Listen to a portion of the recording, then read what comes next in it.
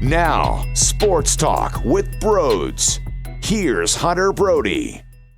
What is going on, everyone? Welcome to Sports Talk with Brodes. As always, we are broadcasting live in the beautiful Manscaped Man Cave. Get 20% off and free shipping with the code BROD at manscaped.com. On Monday, you had Doc Rivers, Daryl Morey, Josh Harris, and Elton Brand speaking to the media in a press conference. I'm actually pretty stoked because I'm recording this on Tuesday morning, and on Tuesday's show on the Sports Bash on 97.3 ESPN with Mike Gill and myself, we have Daryl Morey joining at 3:30. So if you don't have the 97.3 ESPN mobile app, make sure you download it and listen. I'm excited to hear more from Daryl Morey. We're going to ask him about, the future of this team, what he thinks about the roster, what he thinks about Elton Brand, Doc Rivers. I can't wait to hear more out of him. He did a phenomenal job answering questions. And I will say, in a press conference, you can only take so much out of it because it's easy to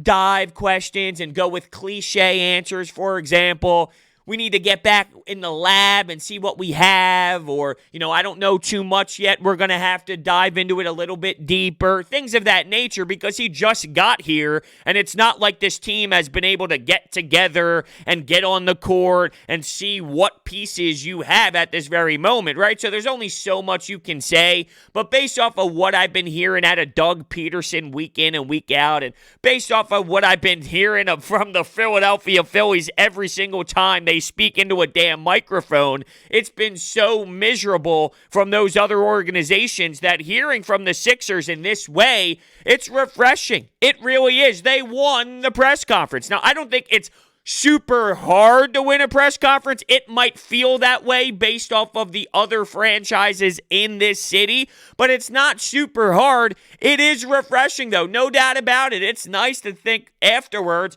wow, they had some nice answers. Wow, this isn't going to be hell. It's not going to be hell. I thought he had some interesting quotes that we're going to dive into, but I just love that I took positives away.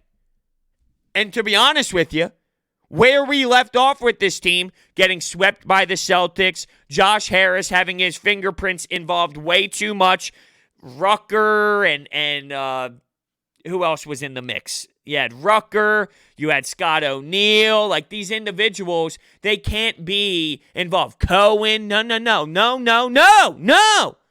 The wrong people making the decisions. That can't happen. Now, you have a committee of people who have been around the league for so damn long, and they have a career to support that they deserve to be making these crucial decisions. And it is something that raised my eyebrows, though, is this. And I'm not disagreeing that they went down this road, but I do feel that it's something to bring up.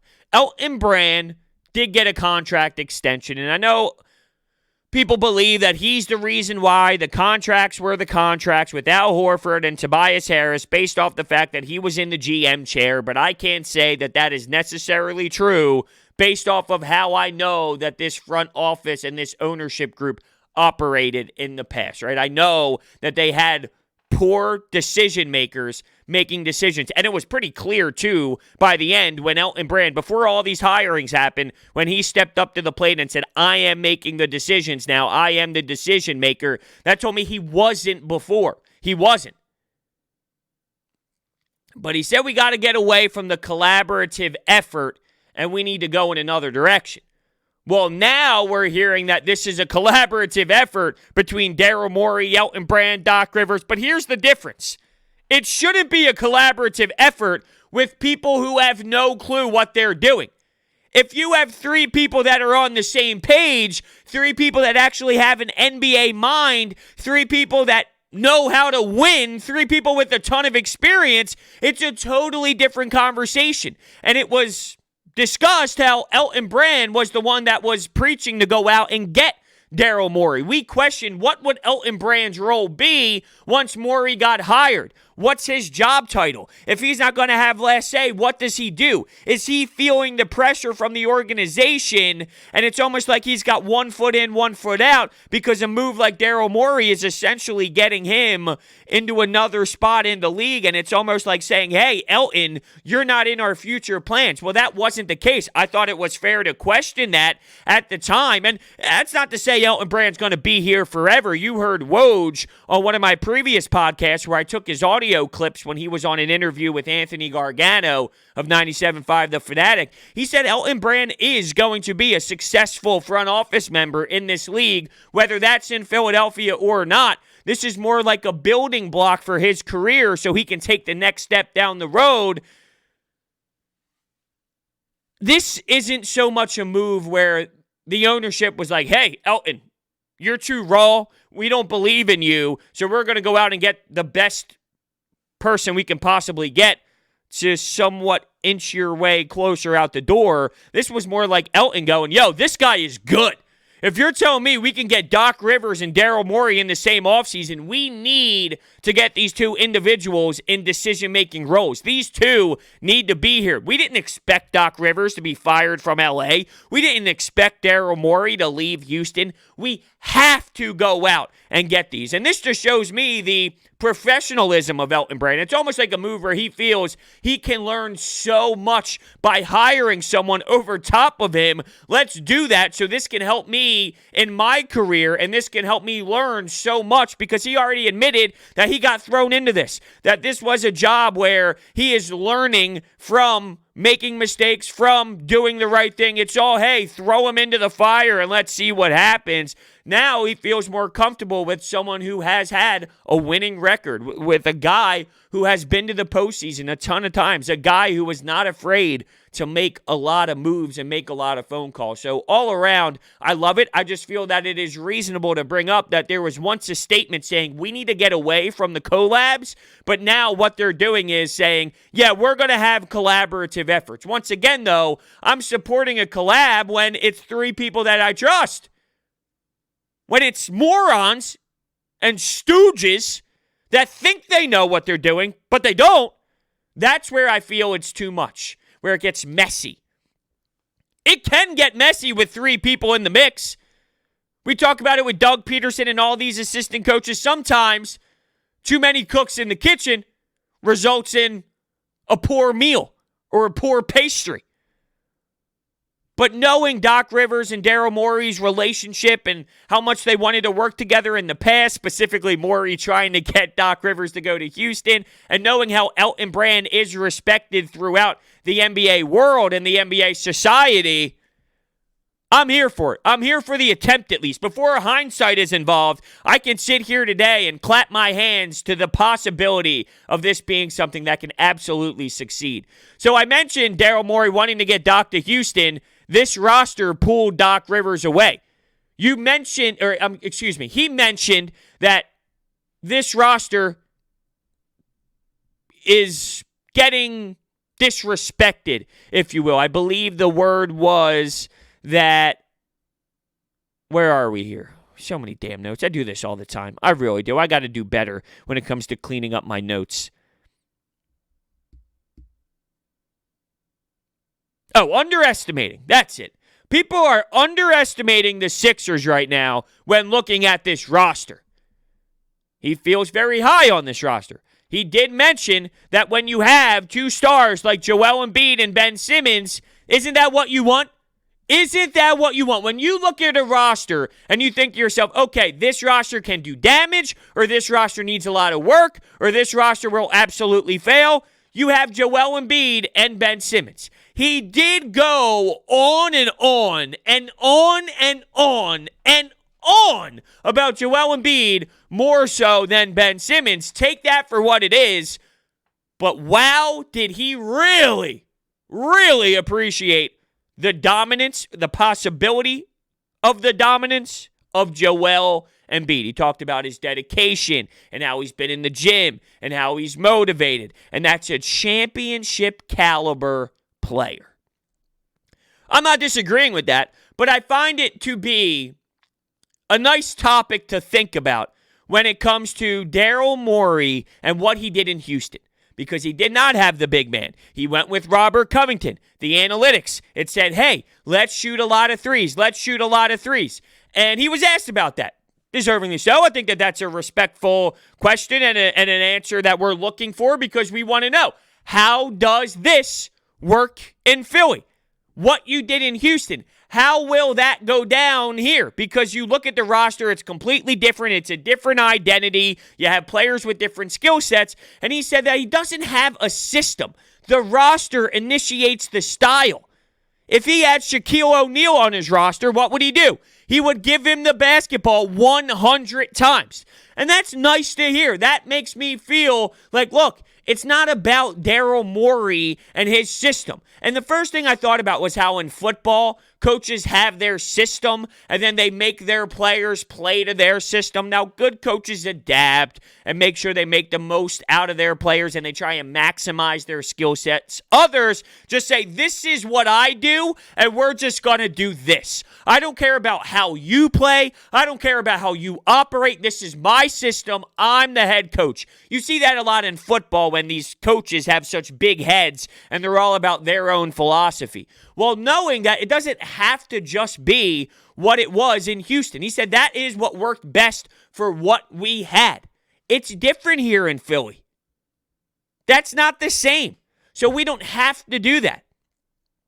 And I do think that that is major when discussing what could be new with the new identity and the new transformation that's happening with the 76ers. Very focused and motivated is how he felt about Joel Embiid. And I do think that there is a culture shock that is occurring. No more games. No more games for these guys. Now, when it comes to maybe trades, maybe moving on from people, Al Horford, the guy mentioned how people look at rosters and they go, that can win, that needs moves, or that's going to fail. You are stuck in between that can win and you need to make moves. I don't think just this change is going to be enough, right?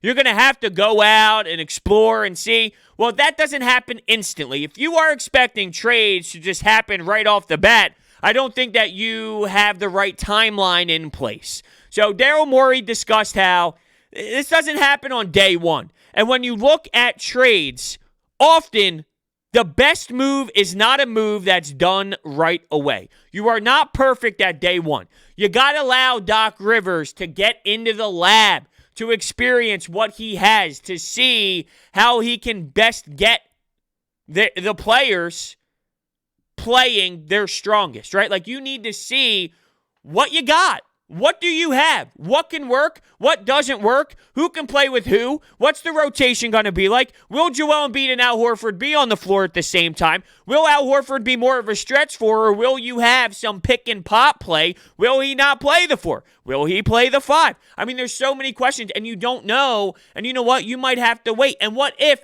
Al Horford is playing well enough that there's trade value there, and you know you don't want him in the long run? Like, there's a way, and knowing how Daryl Morey works and knowing how he picks up the phone, it is very possible that he allows Al Horford to get going, to get some good numbers, to be beneficial, and that's when a team might call and say, damn, we need a center. Al Horford is not abysmal. Al Horford can still play.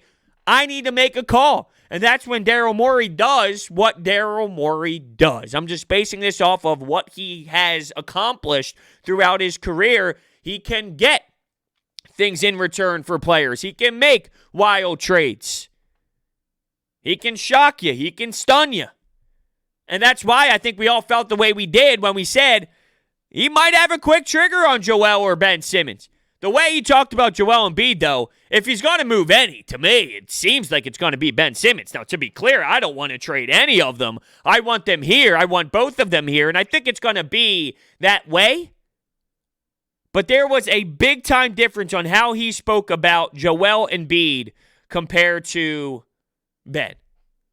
That's not to say he downplayed Ben. He mentioned how Joel and Doc Rivers and Ben Simmons, together with the committed ownership.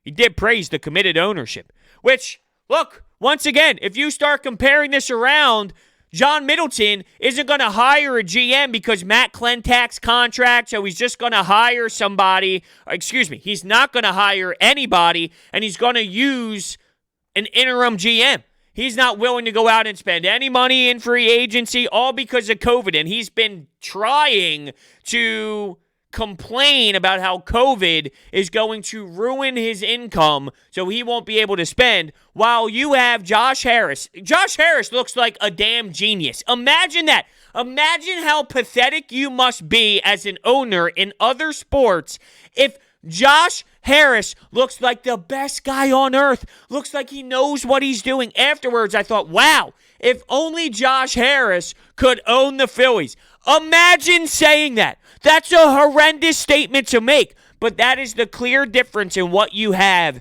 in this city right now. During a pandemic, Joshua Harris went out and paid for Doc Rivers, Daryl Morey, and allowed Brett Brown to go, which he's still paying for that contract, may I add, getting new assistant coaches in here, firing front office members, getting new front office members. As much as I can't stand the guy, I need to give him a round of applause for dialing this up, because while I am stunned and shocked we are here today, he did it. He accomplished this, and you can argue that when you look at your president of basketball operations, your GM, your head coach, your assistant coaching staff, and a decent part of this roster.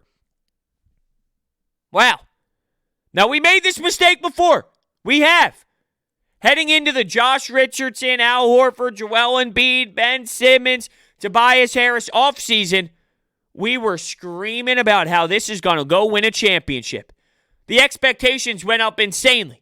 I don't think it's fair right now to have the same expectations that we had entering last season just because we acquire these individuals. It is an outstanding step in the right direction. There's no way to be mad about this. There's no way to be upset about this, but it's not a snap of the fingers. There's so many moving parts. There's so many things you need to tweak. You do need to make a couple trades. You do need to bring in the correct guys once you do make those trades. So there is a lot in play, but I think the difference is now you have the people in place that you trust to make sure that when they do make those moves, they're going to make the proper moves. They're going to put this team in the best position possible to knock this out of the park, compared to, you thought at times, who's making these decisions? Why is this happening? I don't know if you're going to be asking those questions this season. Now, this episode is sponsored by DraftKings. DraftKings has brought their expertise to legal sports betting. It's a legitimate sports book based right here in the U.S., so you can rest assured that your funds are totally secure. DraftKings, America's top-rated sportsbook app, is safe, secure, and reliable. Deposit and withdraw at your convenience. Listen to this insane deal. All new users have a chance to earn a sign-up bonus up to $1,000. Download the app now and sign up using promo code BRODES, BRODES. Head to the app now and check out all that they have to offer, including player props, live betting, and so much more. If sportsbooks are not yet available in your state, don't forget of the DraftKings Fantasy app, which offers millions of dollars in total prizes every single week. And if you or someone you know has a gambling problem, crisis counseling and referral services can be accessed by calling 1-800-GAMBLER. Gambling problem, call 1-800-GAMBLER. A big takeaway that I was thinking about throughout is the amount of times that he would flash Joel Embiid's name out there, which was a billion times it seems. We've been raising the question as an organization and as a fan base, whose team is this? And I thought that was troublesome. It's good that you possibly have two options in Ben Simmons and Joel Embiid, but is that a recipe for success? Like with the Lakers, whose team is it? It's LeBron's team. Anthony Davis is that good Robin, but it's LeBron's team. When you look at the Bucks, while they failed, whose team is it? It's Giannis's team. When you look at the Rockets, whose team was it? It was James Harden's team at the end of the day. You need to have an identity, and we didn't have that. Is it Ben? Is it Joel? And I've been very clear that I feel this team is going to win when it is Ben Simmons' team, when he takes that next step, when he is the dominating force, when he's consistently giving you the best performance he possibly can night in and night out and in the postseason. So when he adds more to his game, and I'm not giving up on him at the age of 24, I know some might want to, but me personally, I'm not. I feel this is now a clear statement on this is Joel Embiid's team. Now, I'm not going to argue that that's a horrendous idea because just because I feel Ben has that higher ceiling, that doesn't mean Joel Embiid can't. I question if in 2020 can a center be that guy, but I don't think that it's impossible. I don't think that a player with the skill set of Joel Embiid would be impossible to win a championship with. I just question, can it work? I'm not saying it can't. There is a difference there. But I do think it's important to value that maybe the question on who's the leader, who is the guy, is going to be answered. I don't think you can have two people. At some point, yeah, you know what? There might be a Robin. There might be a second player that is tremendous and helps out, and you wouldn't be the same team without him. For example, Anthony Davis. For example, Russell Westbrook, right? Like, that is important. Kawhi Leonard's team is in LA with the Clippers. Paul George is that secondary piece. It's still good to be that secondary piece. With where Ben Simmons is today, when he's 29, 30, I'll probably feel differently because that's when I think Ben Simmons is going to dominate to another level, 28, 29, 30. But now, if you're saying this is Joel Embiid's team, this is the way that you're going to win. Joel Embiid can win a championship. He's a championship-level player. All right, well, then it's his squad. But that means I'm going to hold him to a higher standard. That means there's no huffing and puffing, hands on the knees, I'm tired, I'm exhausted. No, you want to be the guy, you're motivated, you have the right mentality, so we are being told, I am going to hold you to a different level. Once you become that player, and I've always said, you know how I've been when it comes to the age bracket of dominance in the NBA. Joel Embiid is creeping into that territory. Joel Embiid is getting closer to, if you're going to dominate the league, this is when you do it. He is inching his way towards that. So if any time is going to be the time, I think it's fair to say it's now. But I do like the fact that it seems, at least, they are picking one. And it's Joel. That doesn't mean they're trading Ben Simmons. That means they have a clear-cut guy on, this will be the leader. You think of the 76ers, you think of Joel Embiid. Every time you think of a franchise, you think of their top dog. They're saying Joel Embiid. All right. Once again, I'm not against it. I think with where this roster is now, he is your most dominant guy night in and night out. I wish it was Ben Simmons, but right now it's not. So based off of that and based off of what we've seen, I think going with him and making him the guy isn't necessarily a bad thing. Is he ready yet, though? Is he a professional enough yet? Because he is immature. And I'm not saying his personality. His personality is what it is. But I'm talking about basketball immature. Not fully understanding the game at the position. Now, will Doc Rivers make that much on a difference? Make that much difference in his game and have that much of an impact on him? Where he does learn at a faster rate, he does learn more with all these assistant coaches. He will be a different player that gets to different spots on the floor, that utilizes his skill set differently, that takes on so much more information that he becomes even better than he already has been.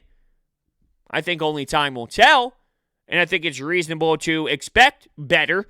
You don't acquire all of this talent from a coaching staff standpoint and expect less. You expect more. You demand more. That's why we're excited as a fan base. But I thought that was crucial because it's been such a hot topic. Whose team is this? Who succeeds as an NBA franchise when you don't know your guys? Ultimately, though, one day it will be Ben Simmons and it will be his team. I just don't think that's now. Is it a good thing that this team is being underestimated? To a degree, I think it is. To a degree, I think when squads go into a season without hearing a billion times, oh, they're going to win a championship. They're going to win a championship. They have the best talented roster. They got the best starting five. When you go into a season and you're not hearing that, it's a lot different than when you are hearing that. And I felt the expectations were just so damn high, it was impossible for that team last year to actually reach that goal. Now, while people are intrigued with what they did in the offseason, it was a national story to the point where Sam Hinkie's getting interviewed, and Sam Hinkie doesn't do interviews, but this story is being drilled throughout the NBA storylines because it was so big, it was so impactful to a franchise. While people are intrigued by it, I still think people understand that it's not going to happen instantly, and there's so much that you need to do, so much you need to find out. When you start a new regime, it doesn't instantly click and everything just happens and falls right into place. There's so much that needs to occur. You got to assess the talent. You got to assess the front office. You got to assess the analytics. You got to think about offseason moves. You got to think about what you're going to trade. You got to see what you can trade for. What else is available? What are you willing to give up? Your assets that you have in terms of draft picks. Are you willing to move on? Let's collaborate. Let's collaborate as a team, as the three guys in Elton Brand, Morey, and Doc Rivers. What are you thinking? Let's get on the same page. It's a big-time process. I hate to use that word to describe what it's like, but it's not something that happens overnight. So step in the right direction easily. No brainer. Absolutely. You can't even argue that. Takes time, though. Takes time. So I was intrigued. Definitely was intrigued from what they said, and I don't know how you can be upset with anything. Once again, I'm excited to hear from Daryl Morey on the Sports Bash Tuesday show on 97.3 ESPN. It should be really awesome to kind of talk to him and dive deeper into what he thinks about Philadelphia and this team. He did go down the road of, with Philly, I know they can be tough. I'm willing to win them over. 5-6 games in, if things look ugly, if things go wrong, it's so funny how things shift so quickly. Now, the same thing happened with Gabe Kapler. I remember listening to Gabe Kapler speak the first day he was managing. He had an interview with NBC Sports Philadelphia. He was like, I love this city. I love a city that cares. I want to get booed. If I'm not doing well, if I'm not doing good with my job, I want to know about it. One game in, he pulls Aaron Nola. Boo! Be careful about what you wish for. With Daryl Morey, as soon as he said, I want to win them over, I know how tough they can be, I'm thinking, yeah, I know you do, because you were involved with the Boston Celtics. You were involved with an East Coast city before. We are different. We are a different breed. But I'll tell you what, 5, 6, 7 games in, if it turns into some ugly basketball from the jump, it's crazy how quickly we go from optimistic to get the hell out of this city. I'm curious what the vibe would be like, though, throughout struggles, because it's not going to be all dandelions right from the jump. There's going to be a period of time that needs some fix. There's going to be some bumps and bruises along the way. What's the general vibe going to be? Doc Rivers coming here. He has a history of underachieving, but he's a big name. So how is that perceived? It seems to be perceived as this guy's elite. Is he elite? I don't know if he's elite, but he's got such a respected damn voice, you can't pass up on it. He is so appreciative all around. He's appreciated all around this league. Nobody says a damn word in a negative way towards Doc Rivers.